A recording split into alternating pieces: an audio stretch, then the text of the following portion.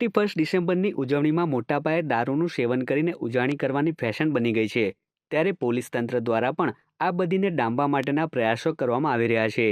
જોકે તેમ છતાં કેટલાક શાતીર બુટલેગરો પોલીસને ચકમો આપીને વિદેશી દારૂનું વહન કરવા માટેની અવનવી તરકીબો અજમાવતા હોય છે. ત્યારે આવી જ એક ઘટના વલસાડથી પ્રકાશમાં આવી છે. વલસાડ તાલુકા પોલીસે સુગર ફેક્ટરીના બ્રિજ પાસેથી ઇકો કાર ઝડપી પાડી હતી અને કારમાં તલાશી લેતા પોલીસને પ્રથમ દ્રષ્ટિએ કંઈ જ નજરે પડ્યું ન હતું. પરંતુ પોલીસને સઘન તપાસ દરમિયાન કારના સીએનજી સિલિન્ડર પર શંકા ગઈ હતી અને સિલિન્ડર કાપીને તેમાં વિદેશી દારૂ છુપાવી બુટલેગર દ્વારા દારૂનું વહન કરવામાં આવતું હોવાનું બહાર આવ્યું હતું. સીએનજીના સિલિન્ડરમાંથી વિદેશી દારૂ જોઈને પોલીસ પણ ચોંકી ઉઠી હતી. પોલીસે ₹7,800નો વિદેશી દારૂનો જથ્થો તેમજ 5 શખ્સોની ધરપકડ કરી વધુ તપાસ હાથ ધરી હતી. પોલીસ તપાસમાં આ વિદેશી દારૂનો જથ્થો દમણથી સુરત લઈ જવામાં આવી રહ્યો હોવાનું બહાર આવ્યું હતું.